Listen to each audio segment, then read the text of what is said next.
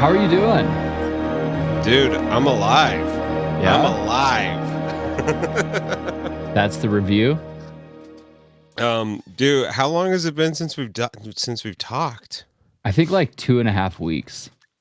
That's too long, man. I It's too know. long to see your beautiful face, you I feel know? the same, dude. I feel the same. We've been so busy. It's like Dude. the world just canceled COVID and nobody has time for anything. My cat is like super curious today, by the way. So she's gonna, I think, be on the podcast probably at least once or twice.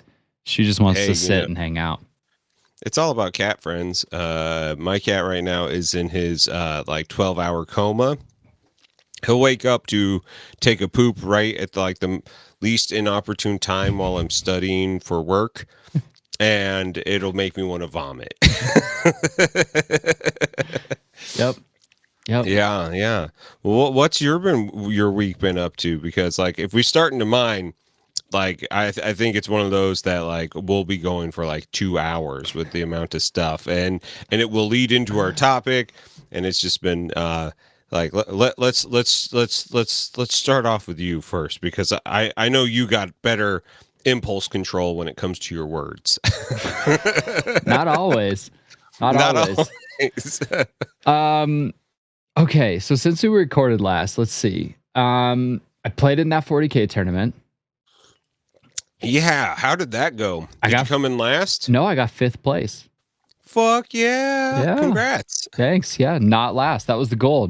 Don't get last place this time. And I did it. So that was good. There was another tournament this weekend that I didn't go to, but that was just because of life plans. Otherwise, I would have been in 2 tournaments since we recorded last, which would have been crazy. But yeah, 40K is like full force. Work is just so busy. We just had our first in-person meeting last Friday. So we all got together, hung out, did like our, the sales hoorah party. And then we went to Top Golf and definitely did the sales hoorah party.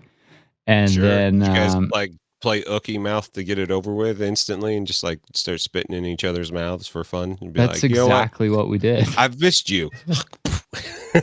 That's exactly what we did. We just walked up to each other. It was just a line of people spitting in each other's mouth. So that's like a back massage thing, only it's spitting into each other's mouths. Yep, that's it. That's how we greet people now. So we did that. Let's see what else. I redid the basement. It looks the exact same prior to you, but so much has changed. I changed my key light. I have a light up here now. Nice. Yep, right there. And instead of it used to be like here, but now it's like there, and it's a different color of light. So that's changed. You've got some good dynamic shadows going on, but it's not like you are in like a murder basement, It looks very clean. It looks good. I dig it.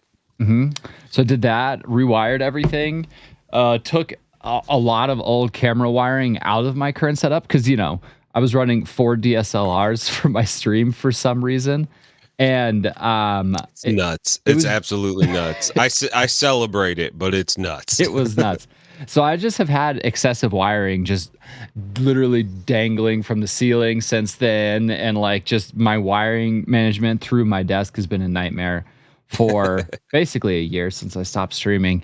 And finally got all that cleaned up, rewired everything. Like, dude, all my wire management, it's all in like little cable ties and tubes. Nice. It feels so good. I built an extra IKEA storage thing for under my desk. So this right here, this used to be nothing. There was nothing right here. So I added another IKEA storage drawer setup. I redid a bunch of the stuff behind me.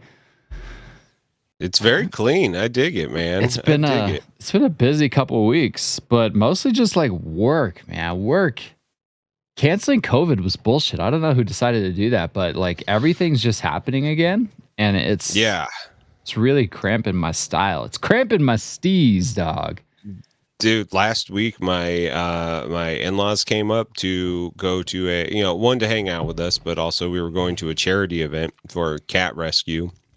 called Animal House here in St. Louis, and they were doing funny cat video, and whoever won the cat video won like prizes that were donated and stuff like that. So we went and watched it, and it was so weird because like, yeah, COVID's been canceled here for a long time. I've just been like wearing my mask and trying to be good, and I just realized that like it doesn't matter anymore. Like the amount of people wearing masks is so few and far between that we're no longer moving the needle or anything. So it's just like, why be uncomfortable? Yeah. Like, I'm vaccinated. I don't give a shit. I'm no longer around people who are vulnerable to get sick. So it's just like, might as well join the crowd. And so we went to a charity event, and not a single mask in the house. Dude, and it wild. was wild. And I gotta say, I like it. I'm all right with it. Yeah, I feel the same. And I think it's different in Colorado because it's like, 80% or more of the population by now. I mean, this I think was a couple months ago. It was like 80% of the population has been vaccinated. And so like that changes that dynamic quite a bit, where it's like, yeah, I guess I'm comfortable with it now. Yeah. And it's like, just all of a sudden it's like, yeah, all right, that's cool. Missouri is something low, like 40%, but it's because it's only in St. Louis and Kansas City, and the metropolitan areas are like 70%. So it's like, if I bring something from the city out into the boondocks and get someone sick, that's their problem. They had their shot. Like, in fact, when the vaccine was being rolled out, the governor, in all of his wisdom, decided that he was going to make all counties get the exact same amount of vaccine. Yeah. So that means St. Louis County, which has the combined St. Louis County, which also includes the city, even though they are distinctly separate. They got like 10,000 shots for 2.2 million people. It's just like. And then little like bumfuck town out in the middle of nowhere, Joplin or whatever, that's got like 70,000 people, got 10,000. So they were able to like, and nobody there wanted it. So that like people were driving from the city out to Joplin to get shots because they were just sitting there going to waste. It was so stupid. What the hell? Nobody asked that question? Somebody was like, that feels like a weird use. Our governor sucks. He didn't win. He was put in because our Governor Greitens was blackmailing one of his old employees for a sexual indiscretion, an affair, and he got caught doing it and lying about it.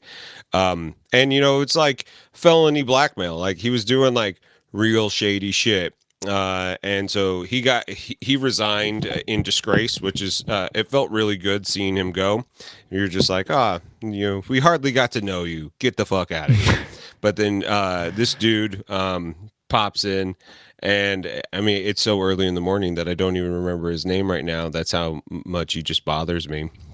And new guy.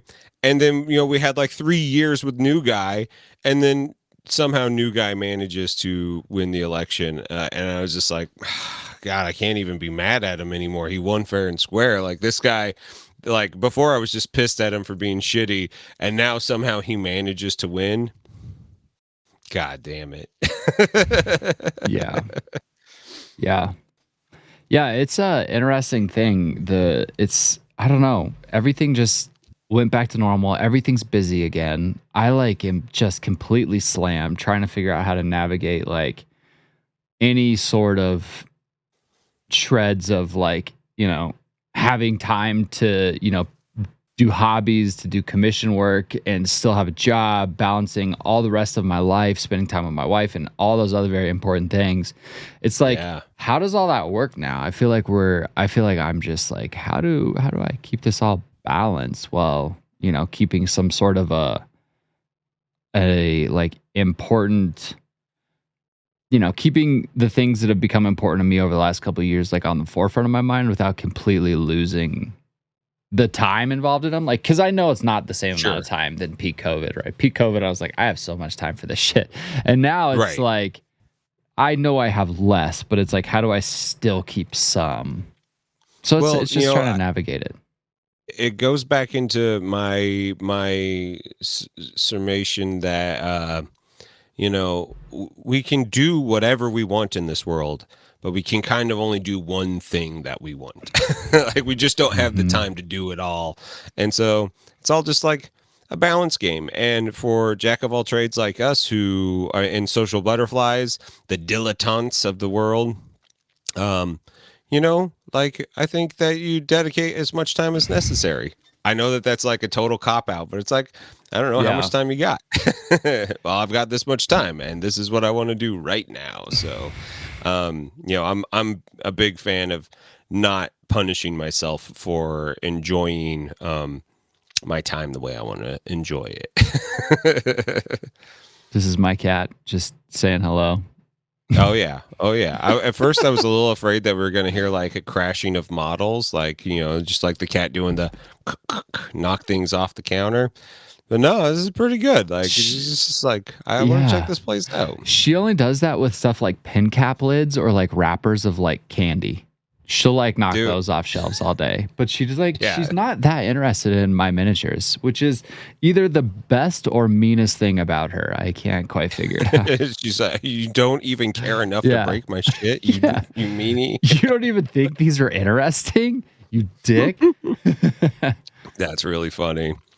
Well, so what else you've been up to? Like, I know that the work thing's been hard, but like, how's the army coming along? It's good. I just finished another batch of Custodes. That's what's sitting next to me right now. I rebased everything that I had painted before. And then with your what was it? Lords and Lads? Yeah, Lords and Lances, my boy here in Denver. There we go. And then I just painted like probably, I think I painted 15 dudes last week. Nice. Because it's just a dummy fast scheme. It's so fast. Sure. And that's like, that really hurts people's brains when I tell them how fast this army paints up. Like at the club when I'm there on, Tuesday nights, they're like, oh man, like this must take you all week to paint a couple of these. And I'm like, I painted 15 in like last Thursday. Like, what do you, they just magically are done. And it's army hacks here. We're not going for like the Mona Lisa. We're just doing it. Yeah, so I've been cruising along. So somebody the other day in my Instagram comments mentioned on one of my pictures, they're like, this scheme is what I imagine the Sedukar looks like from Dune. And I was like, holy shit. Kind of does. Like it like, but only like in the new movie sense, because it doesn't, they're not supposed to look like that like in the book, but in the new movie, kinda. And I was like, that's very interesting actually. And so anyways, I've been on a Dune geek trip lately, which we talked about a little bit. Hell yeah Dune is so good. Dune won every award ever since the last time we recorded. The world is a totally different place. Like a bunch of people came out and were being celebrated for their skills and cinema, and all we can talk about is a mental health crisis and a physical assault. right Which, like, there's a lot of things that can be said about that. And Chris Rock has much better like mind than a dumb joke like that, because it wasn't a good joke. Like it was just like a really bad joke. And he's poked fun at Jada Pinkett Smith like multiple times before, so like it shouldn't surprise anybody. But like, man, to have Will Smith like come up and slap him, like one, I'm like kind of all right with open hand slaps for like people who just like, oh, you crossed a line, because like there's no actual physical harm done there, but like it's kind of like, if he wouldn't have said anything afterwards, if he just would have open hand slapped him, like that would have been the move. That would have been the baller move. He could have just went up there. It was just like, hey, I own this stage right now, and you better respect me. Yeah. And then you wouldn't have had to have him then ranting and raving about keeping his wife out of his mouth, and that was really just like, you're like, oh man, this dude's spiraling. This dude is spiraling. He is. It's hard to watch, and like knowing everything that's happened over the last couple of years makes it even more complex. The open hand slap thing is, I agree with you that it's like, yeah, it's kind of awesome. Like if we went back to duel rules where everybody like used a glove to slap people in the face, and I challenge you to a duel, dude. That's what I was just gonna say. Did you ever play Curse of Monkey Island? Oh yeah, absolutely. With Guybrush Threepwood, and you have to get the glove to slap the guy to duel him to like be able to keep the story moving. That's what I thought of. I was like, dude, how have we actually IRL gone to Curse of Monkey Island where we're just slapping people for like social justice again? But maybe that's I don't know. Maybe that's not a horrible path to go down. I don't think it's a good one, but it might not be horrible. It's a real bad take. Because like, if somebody slapped me, like I've got, unfortunately, like we've got a lot of rage in our family, of which like is pronounced by alcoholism, of which I don't drink anymore. So therefore I don't know if I would just like explode. But like if somebody would have slapped me like 5 years ago, like I might fucking bite your nose off. I might jump on you and bite your fucking face. Like I think I would lose it. You know, it would be, we would have a Mike Tyson moment in the middle of the shopping mart. You know, like it is a dangerous take to go, but there was a part of me that was like, you know, fuck around and find out. Here it is. Here it is. Yeah, I feel the same. For better or for worse, I'm like, yeah, maybe okay. I don't know. It wasn't great, but yeah.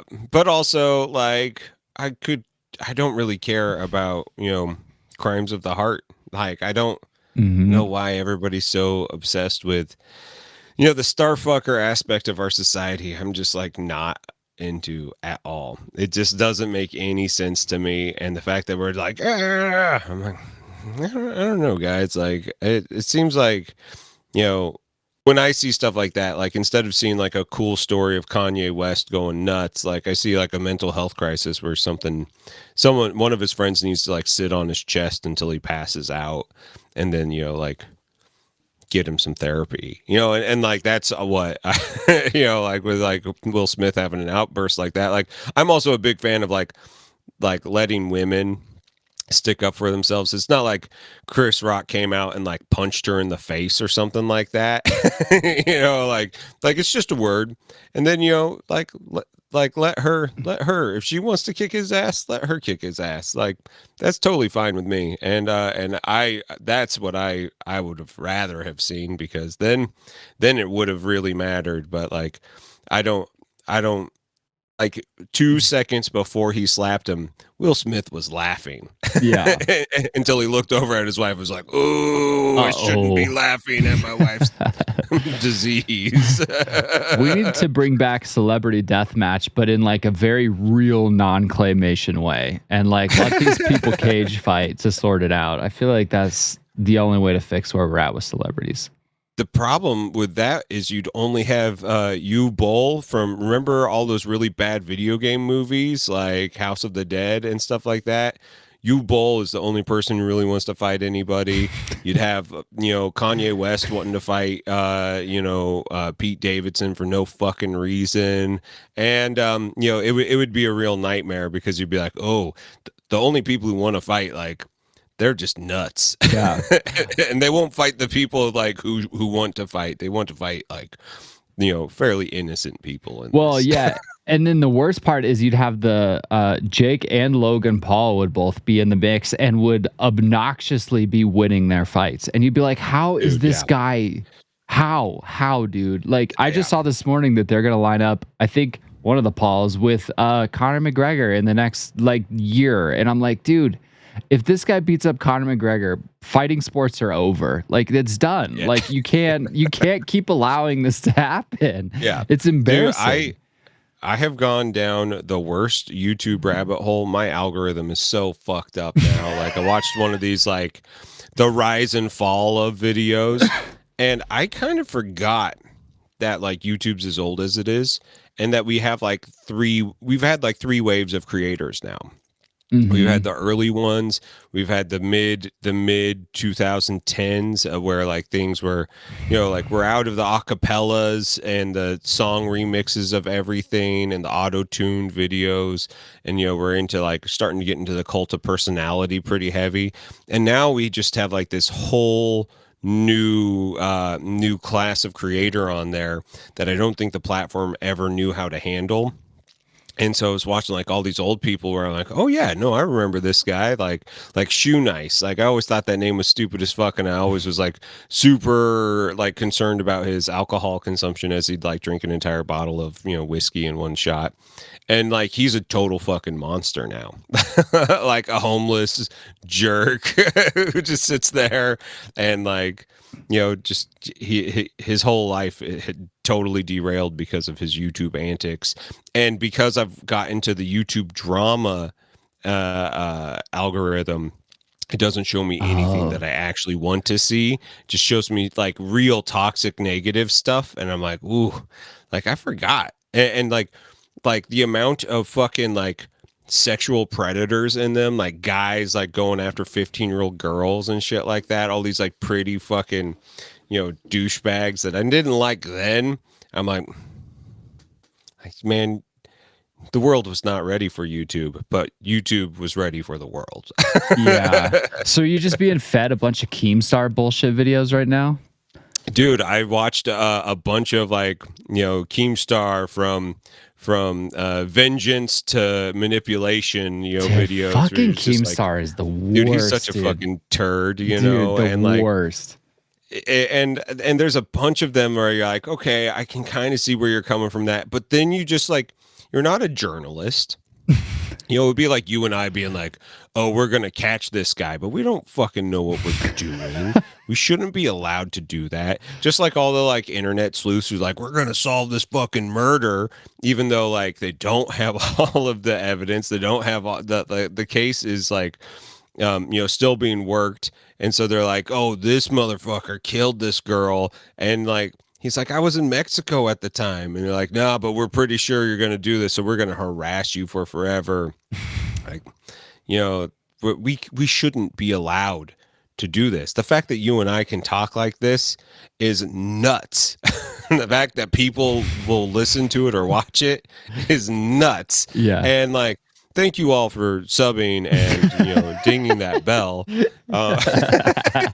You guys are normal. You guys are not nuts. Yeah, you guys are not nuts. We really appreciate you.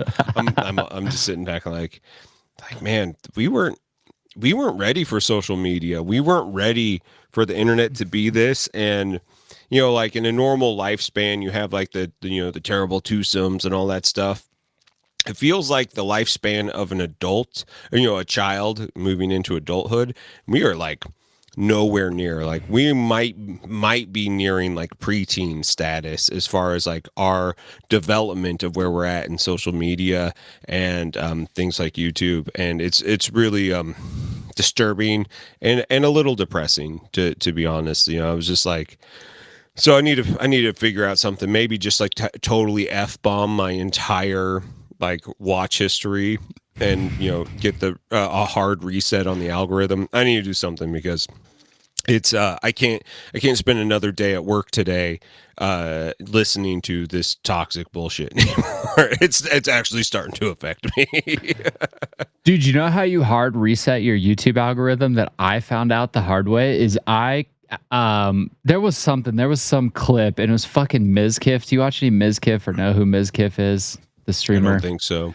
Oh god, dude. So Mizkiff is like I like Mizkiff because I'm just a fucking idiot and have bad taste in most things. But so one of his videos was recommended, and like normally I'm like, dude, his video, like I don't even want to watch his clips. Like I don't even like admitting that I like him or that I even know he exists. But this one particularly, I don't even remember what it was, and I was like, okay. Clicked it, and now my whole YouTube feed is just streamers again. And I'm like, God damn it. Like, God damn it, dude. It's just so many stream clips and everything. And it's like, okay. there's the great reset. YouTube's like, oh, you like streaming? Here's every streamer clip that's ever existed. I'm like, okay, dude. Yeah. And it's just like like such boring shit, and you're just like, ugh. Yeah.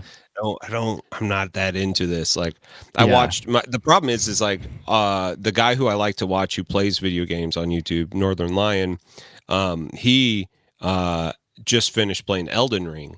Therefore, like, I should probably just turn on his Elden Ring playthrough again and like not be worried about it. But like now I'm like lost. I'm like, what do I watch now? And it's recommending horrible stuff. Yeah. So I don't do that to yourself, people. Just don't do it. Don't click on it. It's like, it's almost as bad as clicking on one of those like phishing messages where it's like a girl showing her like thonged butt, and it's like, I've got photos for you. And you're like, oh, I want to see more photos. And you click it and it steals your identity. It's like that, only it just steals your time and energy. Which is maybe worse. Yeah, right? Yeah. So my algorithm is fucked right now, except for it is recommending me a bunch of Asmongold videos, and I love Asmongold. I love that I don't guy. know if I know them. Really? Dude, Asmongold is great. He's the dude. He's the crazy guy who's like missing one of his like canine or incisors or whatever these teeth is, who plays World of Warcraft, and he's got like long hair. Asmongold is classic, dude.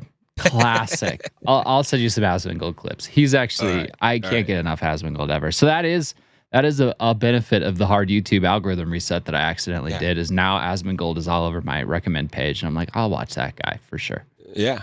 All right. So how have you been?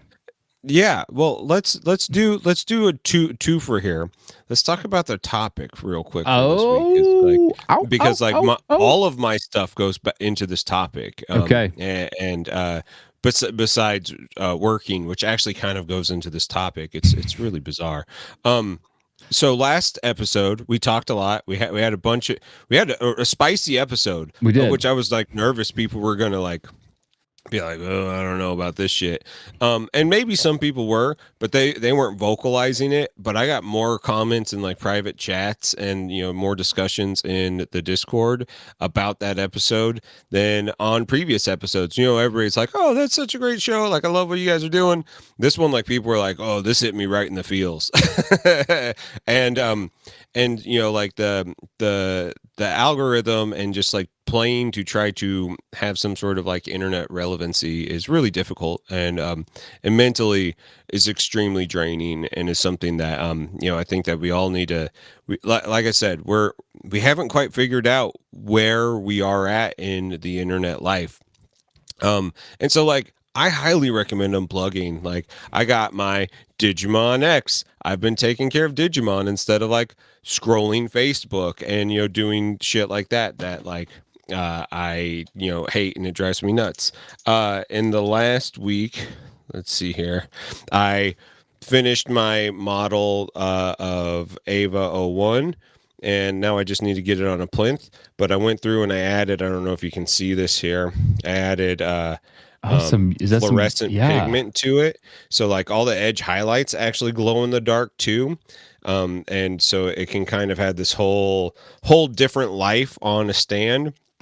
And it's very anime style, even though it's like very miniature painting style in the same way. Like, pretty stoked about that.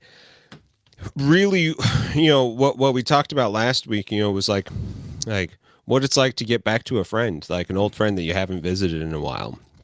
And the holistic nature of like taking care of yourself and thinking about your time in a way that respects your creative outlets, and and even just like your downtime. Like, truthfully, we are so turned on all the time, and I'm not just like talking like there's like fucking sexual turn on. It's like the actual engaged all the time. Something is always vying for your wallet. Something's always vying for your attention. Something is always like vying for your outrage or your outcry, of which like we're in a really dynamic time. Like, there's an actual, the next time you feel triggered by something stupid and you are typing out a whole thing and you want to like send it in, just remember that there are people fucking dying right now in the world that don't fucking deserve it, by a country that's invading another country.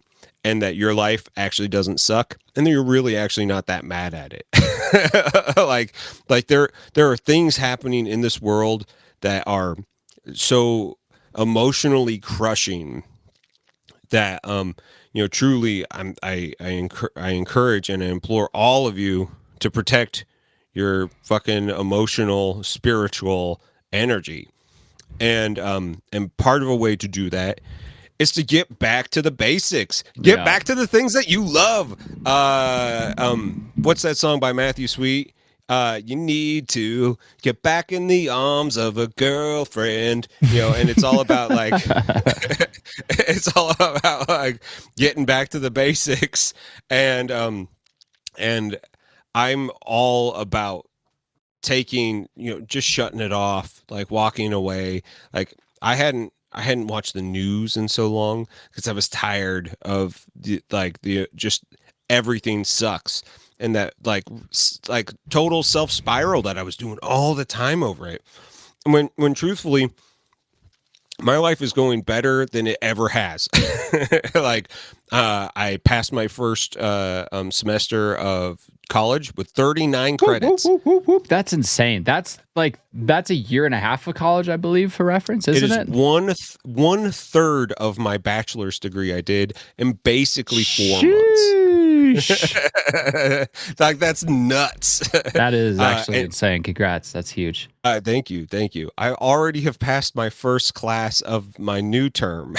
Like, Wow. I am that's amazing. I got this new job that, besides like the oddity of like the moral aspect and the ethical aspect of casinos and the way that they impact communities, and people who are predisposed to have addictive personalities, and like full on gambling addicts, which, like, I'm in a casino at like 7 o'clock in the morning, 8 o'clock in the morning, before the clientele comes in to clean and fix the machines and do all of that, which is awesome. It's actually like really cathartic and fun to like work on these machines.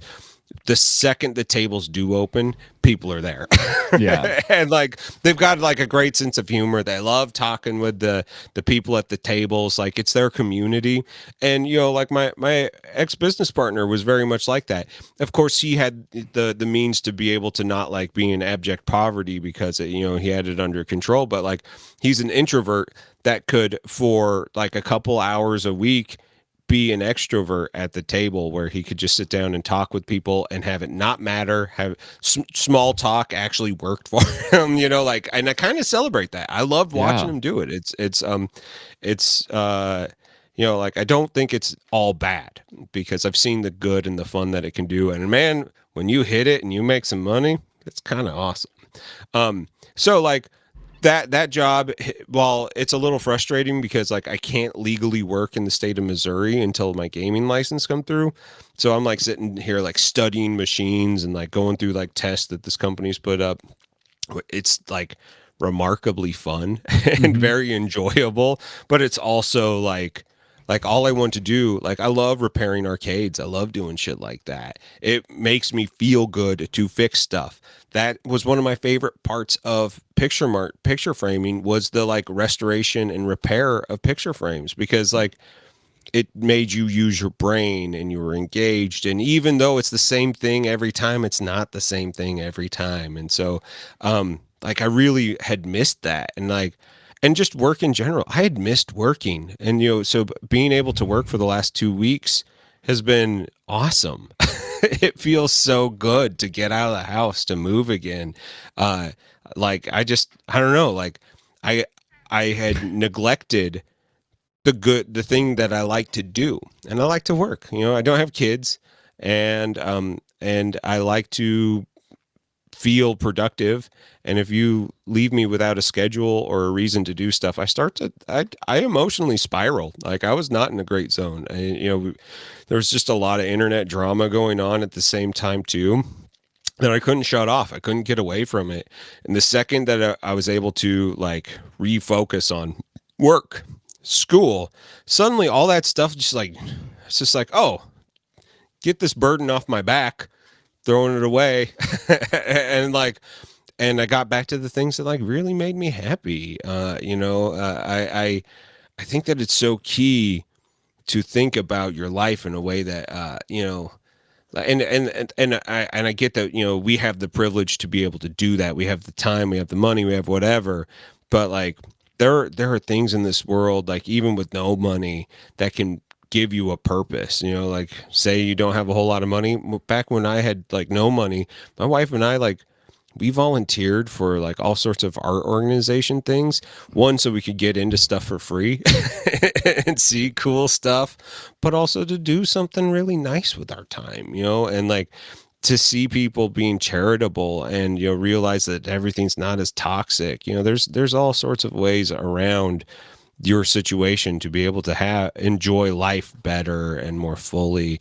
And so like, I don't know, man, like I feel like the last 2 weeks since we've talked, even though I was on fire and hot the last time, I feel like I found, like I turned a new leaf. I found a new me, and that new me is actually just the old me. Like, dude, I started playing guitar again.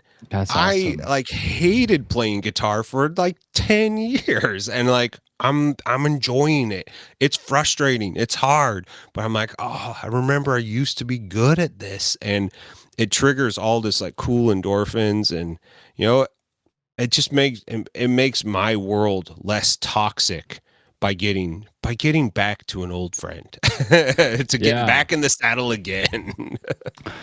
Do you think that we're going to see more people revisiting old friends as COVID restrictions ease and things get back to normal? Because I feel like I can really relate to a lot of this, but I feel like there's one of two reasons why. And this is a bit of a tangent rabbit hole, but one could be just going back to pre-COVID. I feel like we both have had dramatically new and different life experiences because of COVID. Our hobbies changed. What we did inside of our hobby changed. I went from really only enjoying playing 40K, and painting was a focus. But, for me before COVID, it was a means to an end. You're like, well, they want me to do this, so I guess I'm gonna do this. I painted. I'd slap up a couple pictures here and there on my Instagram, and this was before COVID. I had like 100 followers on Instagram before COVID, and I was definitely not into painting to make content around it. Like I dabbled in the YouTube a bit, but that was only just before COVID, and then I was like, I don't know if that's really for me. But I think that once COVID hit, I had to re-examine what I was trying to gain from my hobbies. So maybe that's why I feel like now, with kind of the ease of restrictions and things feeling more normal again, that maybe a part of me is like revisiting the things that used to bring me joy, right? Like I'm playing so much Warhammer. I bet I played like 12 to 15 Warhammer games last month. I'll probably hit. Wow. Yeah, I'll probably hit even that's more. Like 800 hours of Warhammer. Yeah, I don't sleep anymore. I have somehow figured out how to min-max 48 hours of Warhammer a day. I think I'm going to get even more matches this month. I have 2 grand tournaments this month. And holy moly. Yeah, dude, it's like popping off. And I'm like, holy shit, did I miss this? And I'm realizing now that the thing that I miss the most about it is connecting with like just the boys, like being able to spend time with like, people who I would literally never meet outside of this hobby, and just spending time with them is so uniquely impactful to my life, to spend time and build those relationships. So that might be a part of what's going on with this reconnecting with old friends. For me is like, I just am re-exposed to things that I haven't been for 2 years that brought me so much joy, that then when they were gone, I didn't really realize maybe the potential negative impact that it was having, because I kind of just filled that void like right away with something else. And now that I'm back to it, I'm like, oh, this is so rewarding. But the other thing that I think is interesting is like, I think that we've both had things happen with social media, and I would say people's perspectives and people, I guess internet drama, I mean, you alluded to it. I guess that's probably the best way to describe it. For me, I don't know any other way to describe it. It just kind of is what it is. Yeah, like, for me, we didn't ask for it, but here we are. That makes me re-examine why I do what I do when that happens. Sure. And maybe that's a part of it for me too. So maybe it's like a twofer, right? Like I've spent the last couple months specifically just getting really amped about like playing Warhammer again, and things like work is fully back. Like I am just fully back to pre-COVID work, which is busy. And it's like it's almost like I'm just relearning exactly what I used to do like for 3 years ago up till COVID hit. And now it's just like, okay. But do I have a different and unique perspective, or are things changed because of the experiences I've had with social media? That's what I keep thinking about is like, do I have a unique outlook now, or am I just revisiting what I used to do? Well, let me phrase a question like this. Like, what did you lose during COVID? Like for you, like you could no longer golf. One of the things that you really loved is now gone. And the driven aspect of you that enjoys to work is now gone.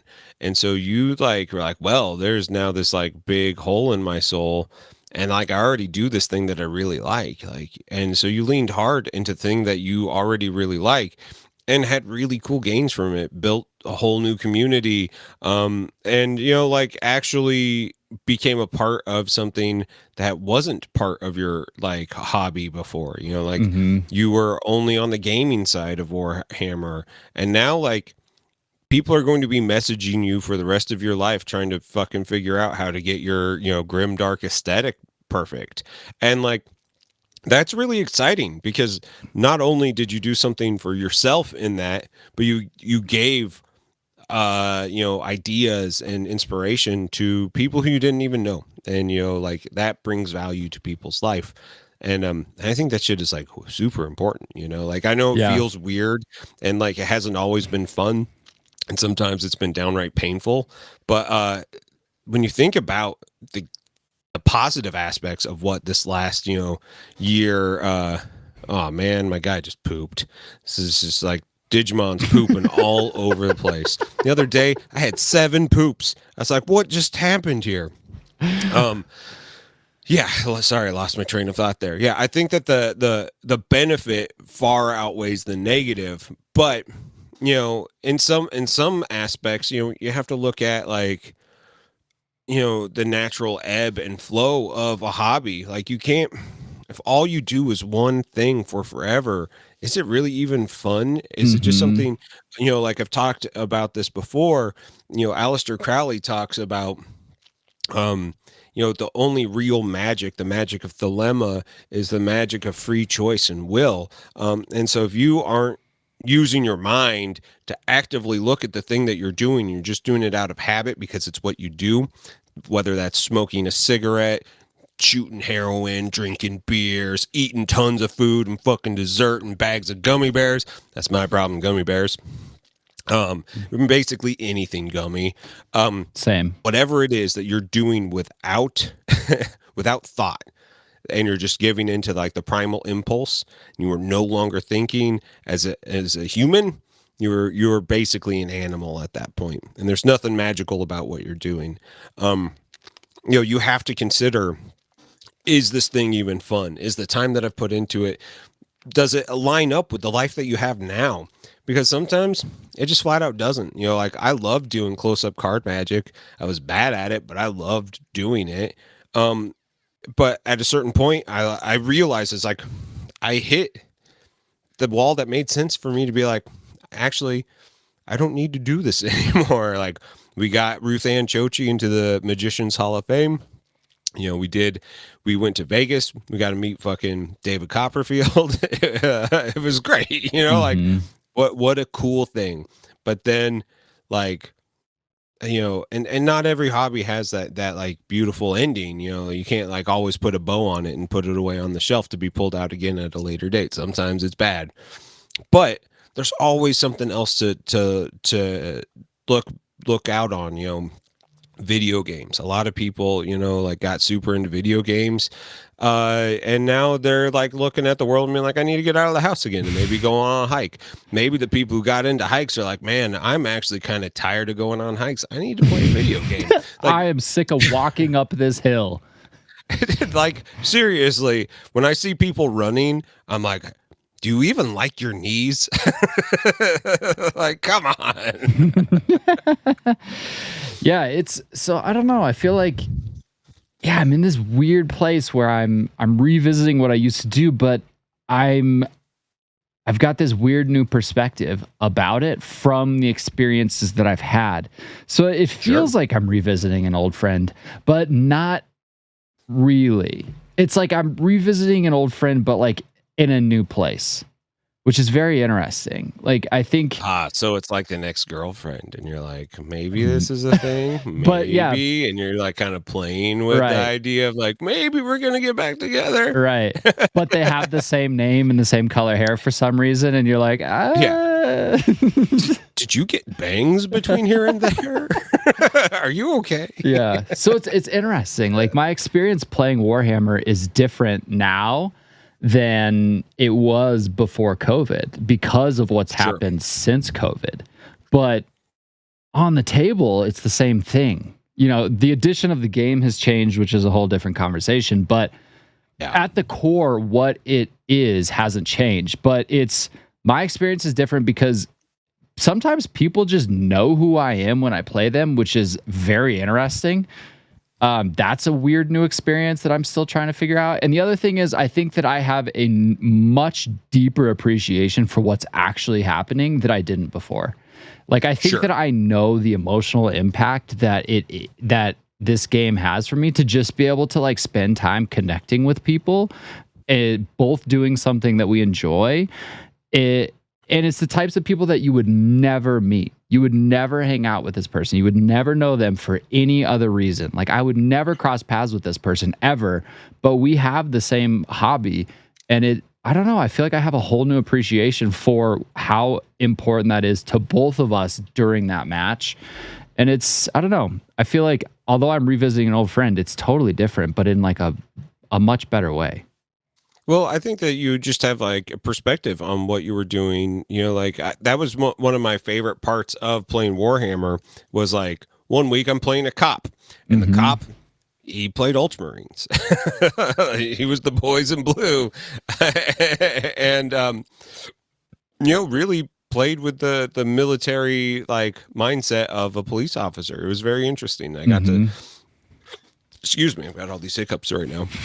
I got to learn his patterns and stuff, and then like the next week I'm playing a lawyer, and the lawyer was all chaos. Like everything was chaos, and it was like specifically chaos demons because he was like, yeah, they do weird stuff, and mentally it makes a lot of sense. You know, the engineer who played he was, I think, White Scars. You know, like he had a really specific chapter, you know, in the Space Marines, and you know, it's just all these different walks of life that you wouldn't interact with before. I mean, I think that that's really important. You know, it keeps you from being in your echo chamber and your bubble. Sometimes it can be a little painful and weird, but I think generally it's a pretty good thing. You know, especially when you realize that like these people aren't monsters.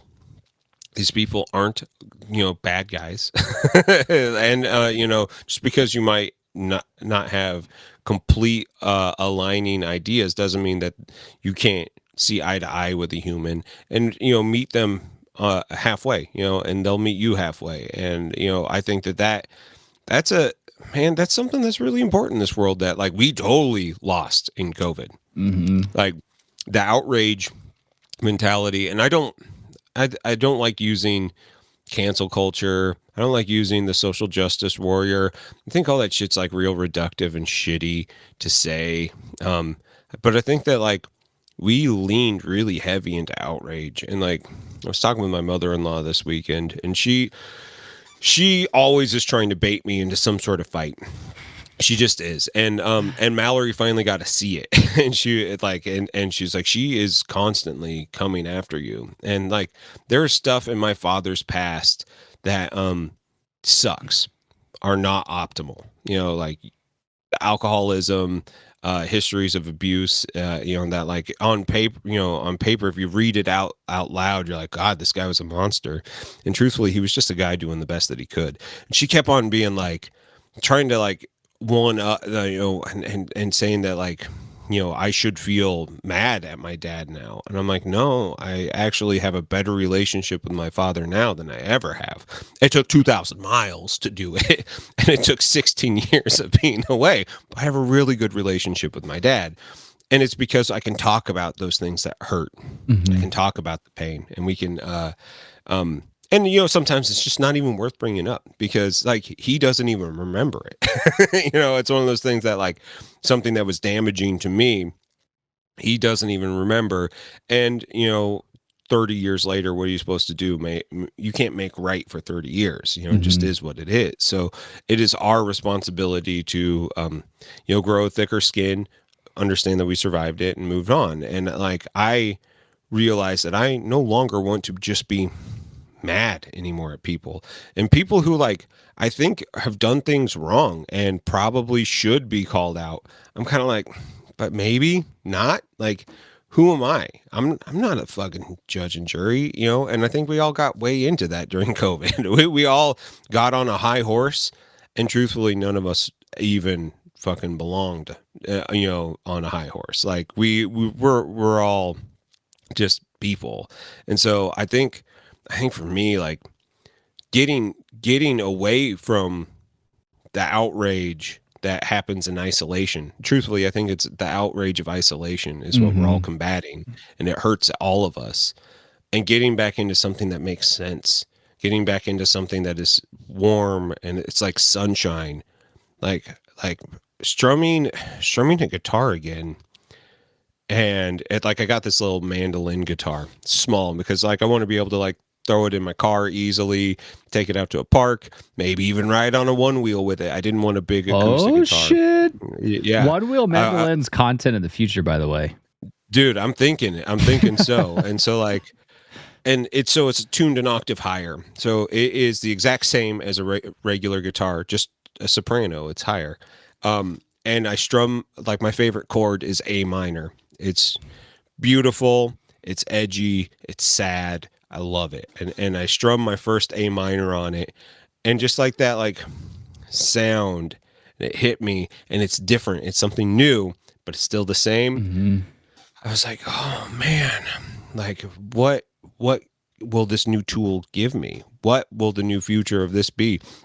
And I don't know if I will record much on it in this new album I'm doing, but like I like wrote like 3 songs like within the first week of it, like actually things that are fleshed out and different and weird. And it's just like, like this is not what I was expecting. And I think that revisiting of something that I once loved and spent, like I realized like I started seriously playing guitar when I was 14 years old. So I have now played guitar for 24 years of my life. Like I have now played music, more like the vast majority of my life, and getting back to that is so important and so powerful, because I'm speaking a whole new language again, and it's something that people can listen to it and be impacted by it, but if you really know what's going on and you're listening and engaged, like it can be transformative. Like I really got into this band Sub Rosa, and I was like talking with my uncle about music, and I've been analyzing like the things that I like and the things that he likes and the things that my uncle who got us into metal really likes. And my uncle who got us into metal really likes obnoxious, just like, super guitar dork music that's like extreme and almost unlistenable. Like there's something about it that's like interesting, but also it feels like ADD the musical, like in not a way that I relate to, because it's kind of too organized. And when I look at things like Sub Rosa, which are like, it's like they have, $7.32 in their pocket, and every time they play a new note, it costs them like 75 cents. So they're like, let's make the most of this one note. Like the sheer efficiency of of their scales and the tones that they're working in, to the point where like it's super evocative and like it's emotional listening to them. And like, you hear that one note, and then suddenly when they finally change it, it's like, this is amazing, and they didn't do anything special. It took zero skill to go bom, bom, but that change, that interval change was so impactful. And I think about the language that is given through music. I hadn't thought about that in so long.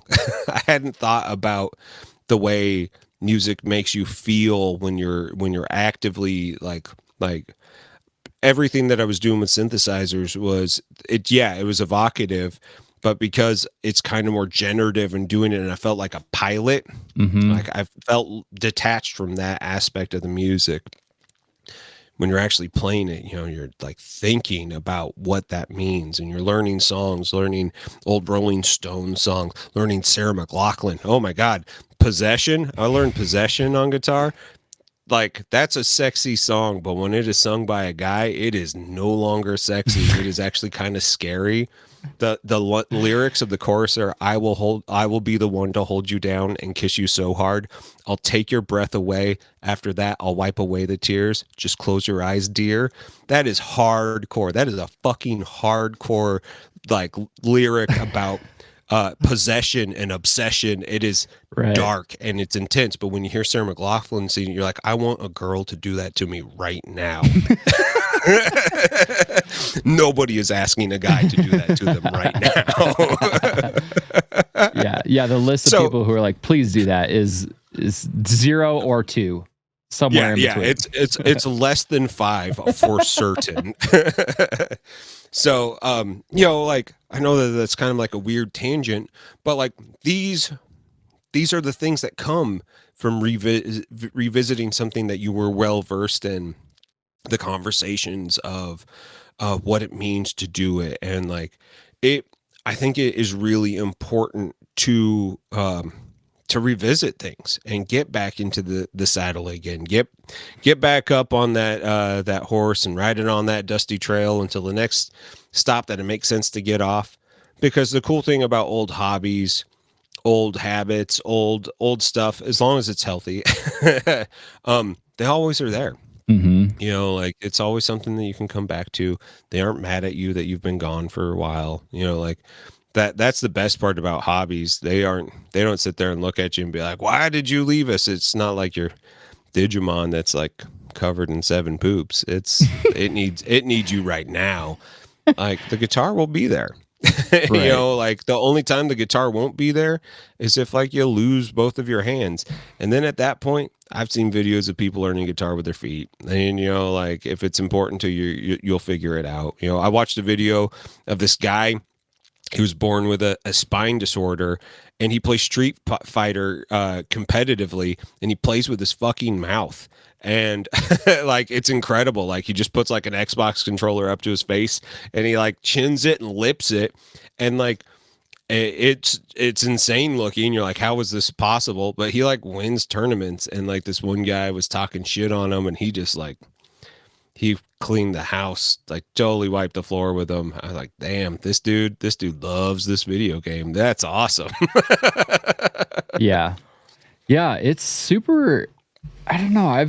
I feel like the next year, more people are going to be having these experiences, is revisiting what things were like before. And I think that it's important to get back to what we used to do before, but with a new perspective. I think that if we ignore what we've learned, then COVID was certainly for waste, then there was nothing positive to come out of it. But if we bring some of these new perspectives with us and like what's changed over the last couple of years, when we decide to revisit old things, old friends, old hobbies, whatever, I think that the experience will be certainly different. And I would probably imagine in some cases better. Sure. What's a perspective that you'll hold on to? I think just the the joy of spending time with people that I would not normally. I think that I have Okay. a very new, I have a deep new appreciation for being more aware that the people that I spend time with, specifically in Warhammer, but also just in work and in other places, the clients that I work with or other people, that I would never cross paths with these people if it weren't for this one specific thing happening right now, and being more appreciative of that. Like the fact that we have collided, and for whatever reason in this moment, we're now having a discussion.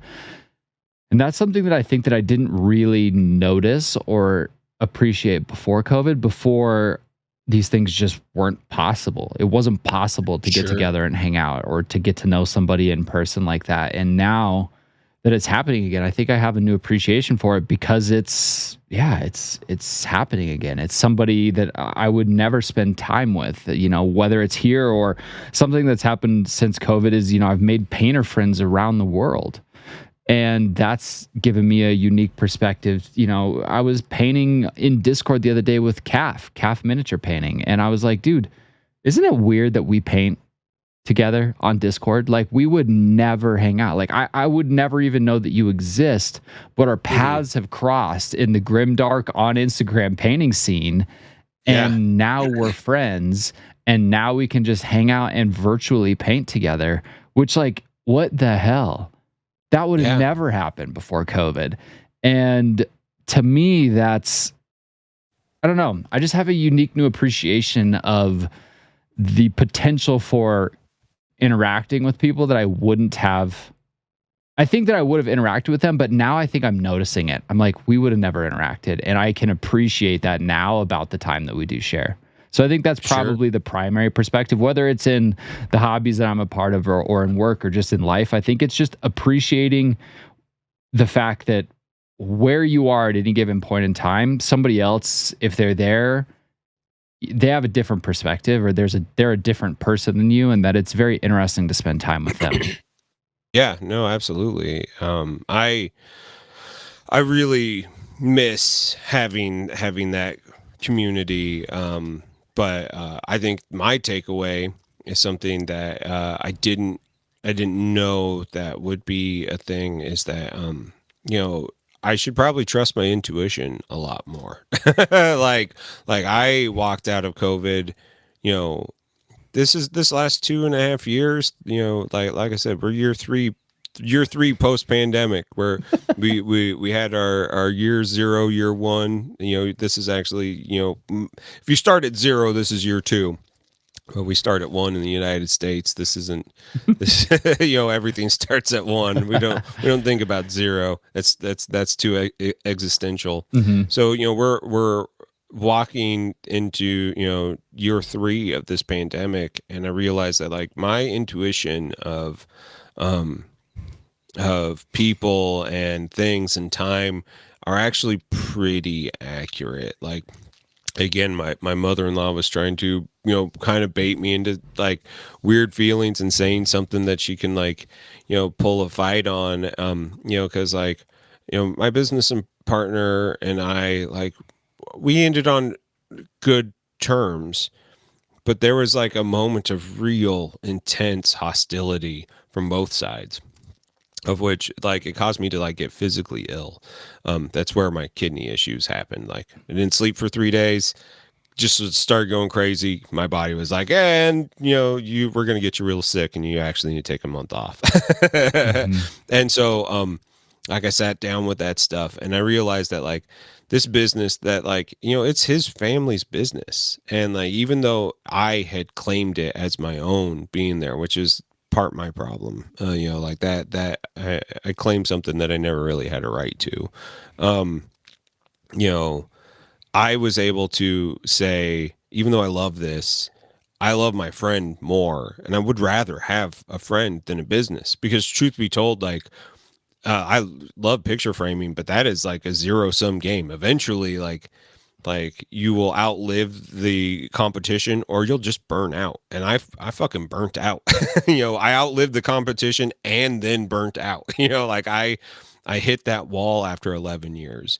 And so I used that time, and like everybody gets weird about like putting themselves in a position of extreme flux and changing their habits and changing their work and changing their money source and changing their outlook. And like, we all, the devil that the grass is always greener, and you just kind of stay in the situation that you're at. And I learned that my intuition of things is actually like pretty accurate. That's something that I don't think I would have had if it wasn't for COVID. And being able to have the relationship I have with my wife, the relationship I have with my old business partner and best friend, and my old coworkers. Like I realized that like this is everything I did was right. The reasons I did it were right. And while maybe not completely altruistic, in the end, I think it was absolutely what was best for everybody. And that's something that if COVID wouldn't have happened, I think I just would have been really fucking bitter. I think I would have been, if this would have happened without a COVID, I think I would have walked away like really jaded. And I don't feel jaded. I feel sated. I feel like I closed a chapter the proper way. And that's like great. That's fucking growth. Like my old way was like, well, here's a bridge. I got a can of gasoline. I should probably fucking light this bridge on fire. Let's be done. Yeah. And while I'm not saying that there isn't like a little bit of heat involved with anything, like I don't know, like I think that takeaway, learning that my intuition's right, if something's wrong, like actually do it. Be vulnerable enough to talk to a fucking therapist. I'm starting to get really I'm frustrated, maybe disappointed. I've got a lot of friends going through a lot of really incredible things, and like I want them all to see a therapist, and they're all like, nah, it doesn't work for me. And I'm like, don't be a fucking dude about it. Like there's a reason, like is even if you understand why therapy works, there's I equate it to this, like a mechanic always has a broken car in his driveway because he's too busy fixing other people's shit. Like you are always spending time fixing other people's shit and not spending enough time working on your own. Yeah, that's why therapy is really helpful. And excuse me. So like I think about some of my friends. I'm just like, you should go. You should have someone to talk to. Like your relationships will be better because of it. Even if they don't solve your problems, the fact that you have someone else to offload all that shit and negativity onto is like pretty great for your wife. Pretty great for like your close friends. Yeah. And so like, I think that, with all the mental health issues and like, that's my wish on this world, is that like coming out of this, more people would have been like cozier with talking to someone. And unfortunately, I don't know if that's the case. I think the people who are into it are into it, and the people who aren't will probably always be not. And that sucks. Yeah, I think that's sadly probably true, right? I think that we have actually made a huge step forward in, emotional intelligence and the mental health crisis awareness, but I don't think that we've necessarily made a step forward in progressing on those topics. I think more people are aware of them than ever, but it really comes down to people's willingness to experiment and try it and to actually take some of these things seriously before we can see progress. But I think more people are more aware of the need for it. But it's to your point, people just taking it seriously and doing it.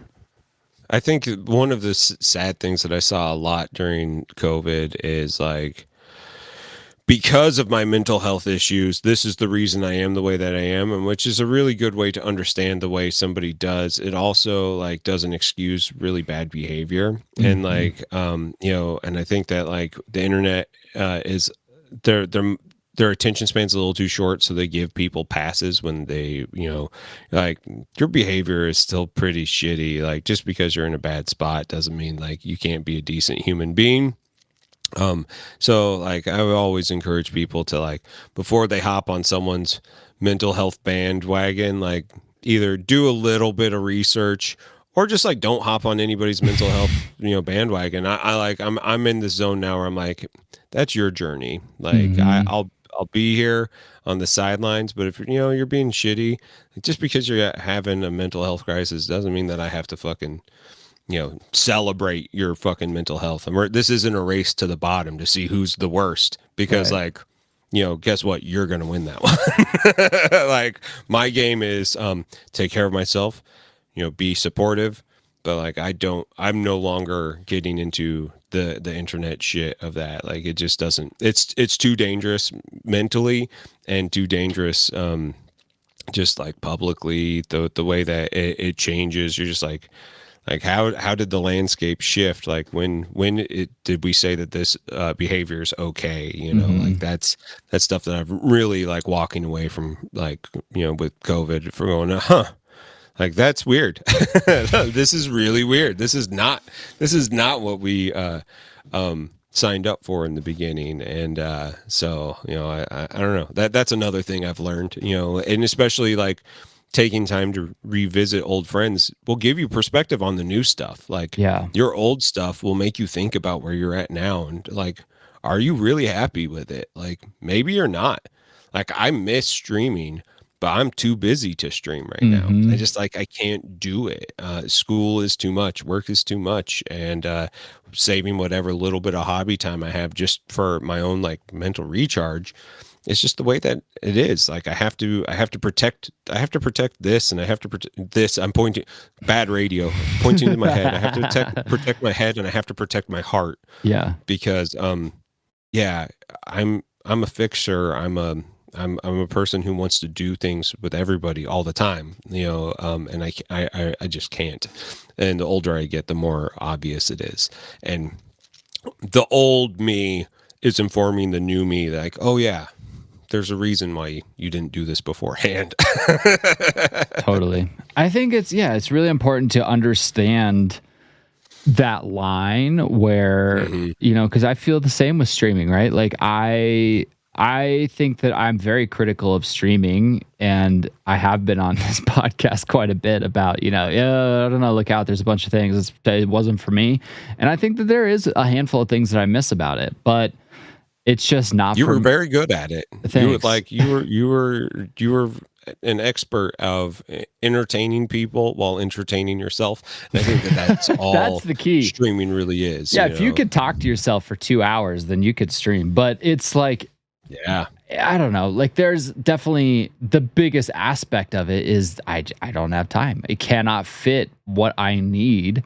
And that's the primary reason why I don't do it. And then I think I could list you 50 other reasons why I think it's good for me to not be a part of that community and to not be doing it. But there is a handful of reasons that it is cool. But yeah, and I think, when you visit an old friend or unvisit a friend, I think that gains you perspective, to your point. So like, what's, do you have any, maybe let's 2 for it. Let's 2 for 1. We're having a sale, 2 for 1. Hell yeah. What's going out of business? Everything's $1. What's an old friend you've recently revisited and an old friend you'd like to revisit? So an old friend I recently revisited, which is also my thing to make me feel happy. My positive thing for the end of the episode is Hanafada cards.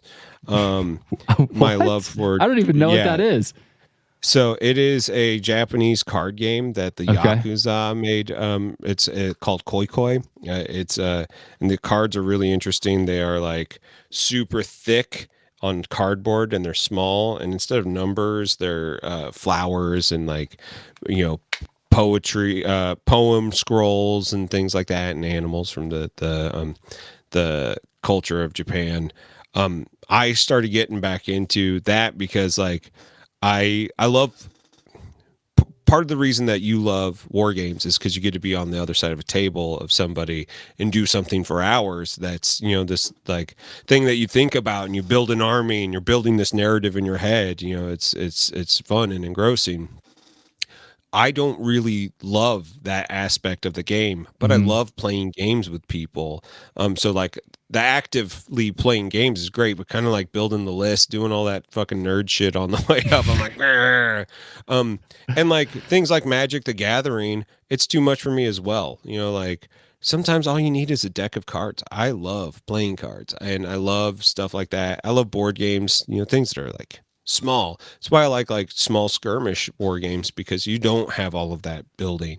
But Hanafada and Koi Koi is such a great time. Like I'd sit there and play on an app on my phone with people in Japan and all over the world. It's great. I love it. But I want to sit down across from the table and share that with friends. And like I miss that, and I want to do more of that. I want to do more things that are small. Like you can play a game of Koi Koi in like 5 minutes, and you're like, okay, that was fine. You move on. Or you could play it all night long, like the Yakuza would do, and they gamble all their earnings and chop off fingers. They were hardcore about it. But it made me also realize that like I miss the days of really being into Japanese culture and Japanese history.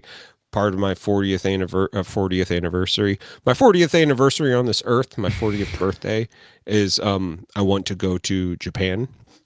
And so we have saved money from the sale of the business to go to Japan, because it's expensive, and especially if you don't know anybody over there, you're going to be spending a lot of money on travel and hotels and food. And so like we just got money saved and set aside for it. And so I'm really excited to be able to go to Japan for my 40th and immerse myself in the culture for like a week and a half. And part of that was like getting back into this, like Hanafta cards.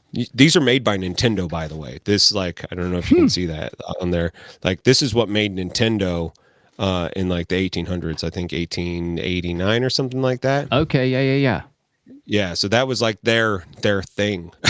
They made playing cards before they made anything else, and they were making cards for the Yakuza. Their whole thing is they had to play with a new deck every single time.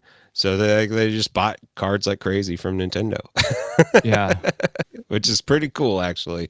And Nintendo still makes them. And for some reason, they got this like a Napoleon-looking motherfucker on this thing. And it's great. Like, I love it. And it's fun. I encourage all of you guys to try it and play it. And, like learn something from a new culture. Like it's a new old culture. Yeah. It's really satisfying. What about you? What's new, and what are you feeling that you're missing and want to get into? So this is new from yesterday, and I'm going to redo it.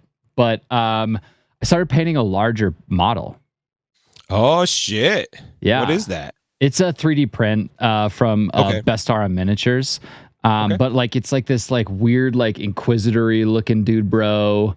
Oh yeah, lurking around. He's got like these tubes coming out. Like it's very like Mad Max meets an Inquisitor kind of vibe. And I was like, ooh, I really like that. So I'm revisiting non-metallic metal painting, and I haven't done it I bet it's been almost exactly 2 years since I painted a non-metallic metal piece, and I am rusty as shit. I am like, holy cow, I forgot about all of this. I'm like used to hammering out an army in a couple weeks, and I'm like, it would take me 2 months to paint this piece. And so it's kind of like, it's revisiting something, but then kind of being re-humbled by the challenge of it, because I haven't done it. And it's not that I'm unfamiliar with non-metallics. I've painted a few non-metallic pieces that I think have gone pretty well. So that's kind of a recent revisiting an old friend, is just getting back into display style painting, higher end technique stuff, instead of just trying to just speed paint an army and cover it in streak and grime and sell it on the internet for thousands of dollars. But so that's a different experience, is just trying to, kind of build something around taking my time just for the art of doing it. And so that's a recent thing, but something I want to get back into. We're just coming off of the most important weekend in golf. The Masters tournament just finished. So yeah. I really want to Tiger just had like the worst round in his entire career. Which, he did. Like, the Schadenfreude of watching like a king fall, like I can't help it. Like I always love watching somebody who has dominated not dominate, because I want other people to have a fucking chance. So truthfully, so he secretly dominated this weekend. Did he? Secretly, and here's why: because he got in a rollover, flip his SUV, basically died car crash a year and a half ago. It was bad. It was extremely bad. Yeah, and he there was a couple days there where there was various serious discussions about, is Tiger Woods going to have his leg amputated? Oh wow. And so this is his first competitive golf event since that.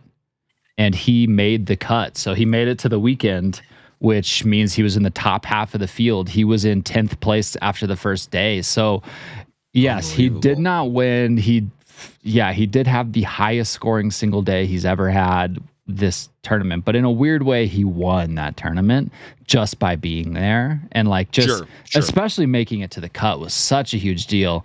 But yeah, it was very interesting. And his post-round interviews were really his perspective is very different. And I think that he's very, like the rest of the golf world, he's very much like, I literally just can't even believe I'm here. Like the fact that I am just here playing golf is insane. And so that was cool to see. But it was, the Masters is the weekend of golf. And so it's always nice to watch it. It's kind of the kickoff to golf season for everybody. And I think that this golf season will finally feel different than the last two. And I think what's happened with COVID in golf is it's fantastic to see the game grow, but the game grew at a rate that's just incredibly unproductive for people who are already a part of that community, because people who are already golfers are now not able to make tee times because it's packed. It's packed. Like last summer, you just couldn't get on a golf course, and it was so packed. It was insane.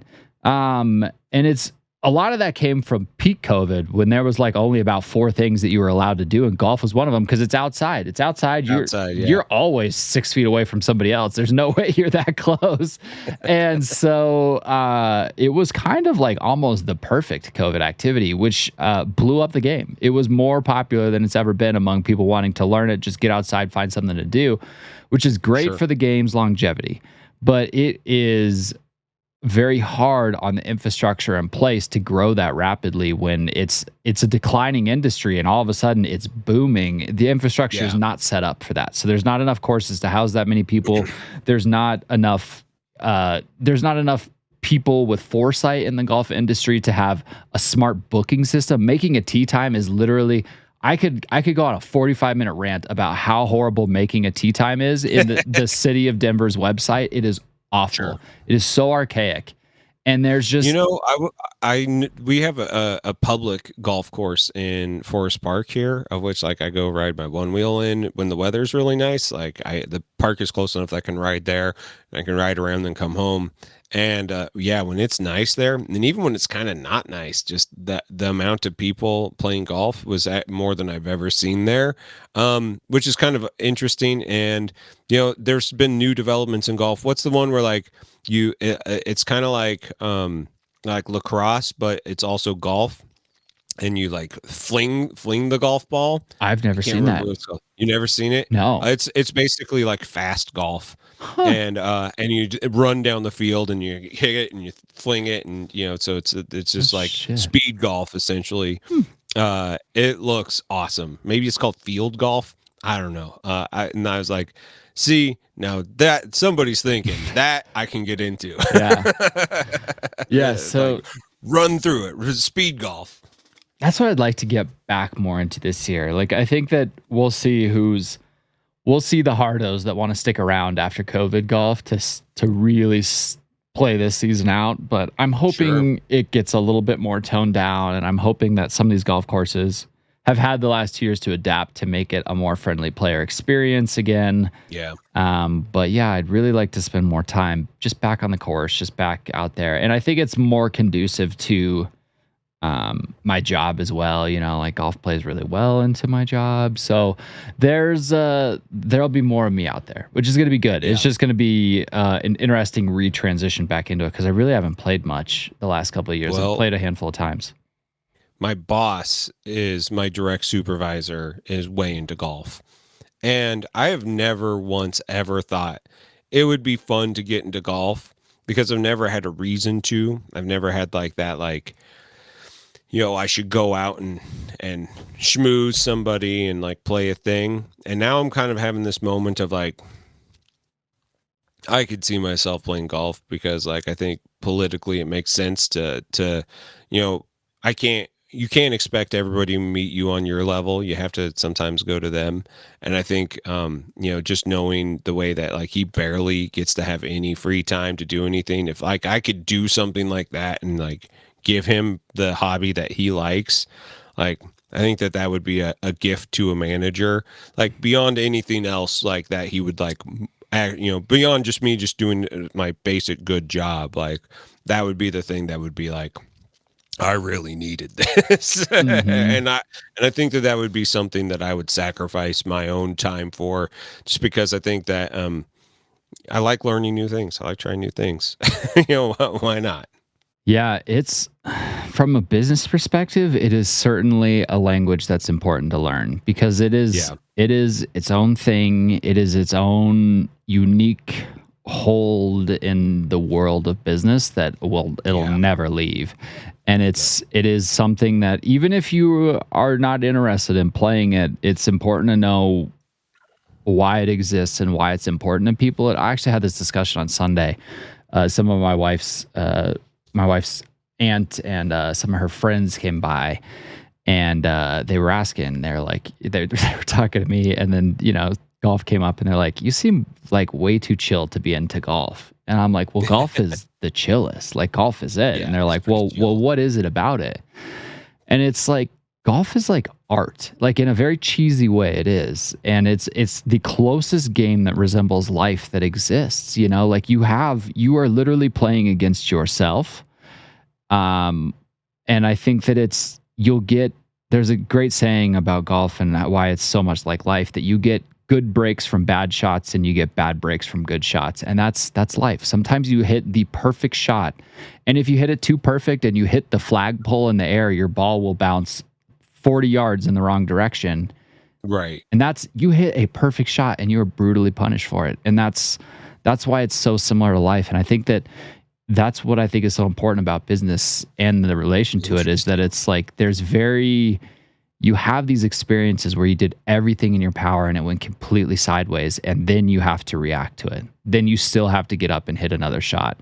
And that's what's so interesting about it. And I think what draws so many, especially salespeople, to golf is that you can give the perfect sales pitch, you could do everything in your power, and they might just not be interested. And sure, I think that there's a lot of parallels, more than any other sport, to life than there is. Golf just in a lot of ways represents life. And I think that's what's so interesting about it. So I think it's important to understand the language of it and understand why people are into it. And like, in your example with your manager being into it, I bet a lot of people's managers are. A lot of people's managers are just interested in it. Maybe they play it, maybe they don't, but it is certainly a very unique sport and game that, I don't know, it's definitely a language that I think is important for a lot of people to learn and then decide for themselves, like, hey, all right, this is boring as shit, dude. I don't want to do this, but it's important. I most certainly will be like Mark Twain. Like, this is a great way to ruin a nice walk. Like, 100%. I know just in my like ADD-ness, like I will want to Happy Gilmore it the entire time. And that's just a bad look. Yeah. So like, but like I said, I think that it would be worth trying. Like I'm done. I'm done. 2022 shit. I almost had my first time of not being able to say 2022. 2022. I'm done with saying just flat out no. Like I think I want to understand people a little bit better and understand why they like things more. Maybe that's a goal of something wholesome, to spend time just kind of learning more about everybody, just kind of in general. I don't know. I'm still not stoked and or excited the way I am for like really dumb shit, like my Digimon. But I think that the time and effort actually could be really really important to learn a new aspect, learn a new hobby that is more mainstream. I guess, like I'm the king of niche, but that isn't always a good thing. Out of the big wide world of sports, though, golf is probably one of the most niche. So you do have that trick up your sleeve. It is very niche compared to major sports like football, baseball, basketball, whatever. Yeah, but the difference is like golf is a game that you play against yourself, which and that's why I think I can understand the allure, like where team sports, football, basketball, baseball, softball, hockey, like those are all things that I will never do, especially at this age. Like I'm not all about that game.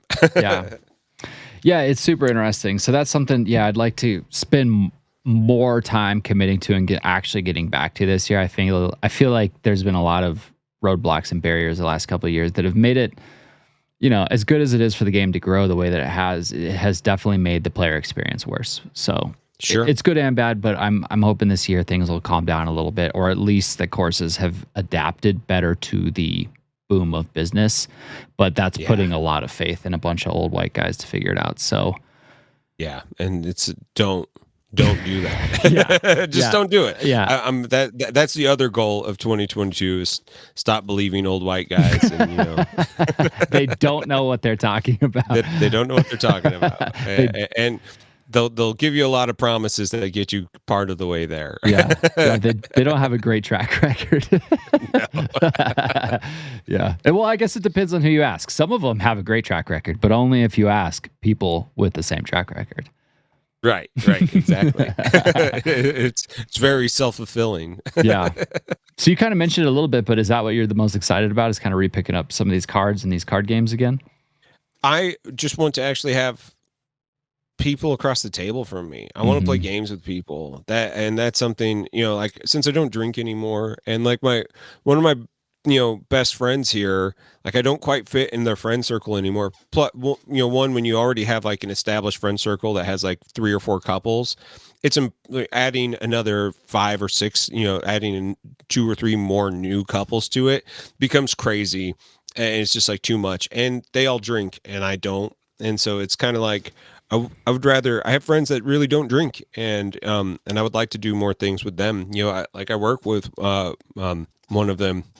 And over the last, like 5 years, him and I have gotten really close because, like, as I stopped drinking and he never was a drinker, him and I became more friends, and we're into nerd shit and board games. Like, I want to do more stuff, with him. And now I work with him, and that's great. Like, we can actually spend time. We joke a lot and we work a lot, and we have very similar work ethic. And like, it's been great. He's been training me, and he's the new guy training the new guy, and my boss is just like stoked that we're doing as well as we're doing because like he hasn't had to intervene, and like that's really exciting. So I want to have more of that feeling outside of work, I think. Yeah. Nice. You got any closing thoughts that you'd like to say about revisiting an old friend? Just do it. I think take what you've learned from the last 2 years and bring a new perspective to something that you used to do. Because sure, everybody's learned something in the last couple of years, and I think that it is so rewarding to pick up something that you haven't been able to do for whatever reason, but with a fresh new approach is so great. And I think just have an open mind, learn from it. And it will definitely be a different thing than you've experienced before, but in a new way that's just so rewarding. Yeah, dude, I 100% agree. And I would say also like be more gentle with yourself because like time is, what's that line from Fleetwood Mac, Landslide, or maybe it's just Stevie Nicks. I can't remember. Time's getting older. I'm getting older. Like it's you can't look at yourself like the way that you would have done it when you were 22. Like I'm never playing grindcore again. Like extreme death metal is probably not happening in my book. So enjoy where you're at in it. Make sure you be gentle with yourself, because the expectation of hitting old heights may not be there, but enjoy where you're at. Like learn the new piece of it, and then that whether that's in music, whether that's in a sport, whether that's in competitive gaming, art, learn something new in it, and dive deep into that, and I'm sure it will fill your cup up. Mm-hmm. Hell yeah. Hell yeah. Hell yeah. Hell yeah. There you go. There we go. We did it. 2.5 weeks. We did it. We're back, babies. The listeners don't know, but this is the closest we've ever been to not hitting a release deadline. Yeah. We've gone from at times 2 or 3 episodes up our sleeves to now this episode's out in like 4 days. Yeah. And get that uploaded. Is there anything you want to leave us on? You got anything you want to promote and get out there, or where are you at? I can't think of anything off the top of my head. Okay. Get out there and support your local FLGS. It's hell yeah. Get out there and buy some miniatures and paint them and go play some war games with the crew. See how they're doing. 100%. Catch up. That's awesome. For me, I'm going to promote. So Hanafida, it's hard to find these. Like you just buy them off of Amazon. They're like 22 for a nice deck. It's like 20 to $25. But if you want to try it out and learn it, there's an app that I found that is really good. It looks good, and it's called Hanafida Koi Koi Dojo, and it's a free app on Android. I imagine it's on iPhone as well. And you just have to watch ads every once in a while, but even then you don't really have to watch very many ads, but it'll get you in. It'll teach you. Try something from a different culture, because the game's over 200 years old. It's and it's a good game. I actually really it's a good 2-player strategic card game that I think plays better than any Western card games that we have. I'd play Hanafida 100 times over playing Texas Hold'em poker. So sit down. Although in a group it's a little bit more difficult. You kind of play teams like Pinochle. Which is fine. I kind of dig that too. But when you're one-on-one, it's one of the best one-on-one experiences ever. So give it a try. It's free. Might as well. Yep. Yeah. All right. Well, that was something wholesome. Back on the saddle again, revisit an old friend.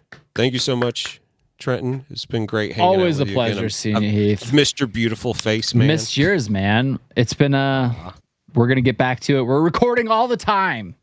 Yeah. We just got to figure out the new schedule, the new religion. We'll get into it.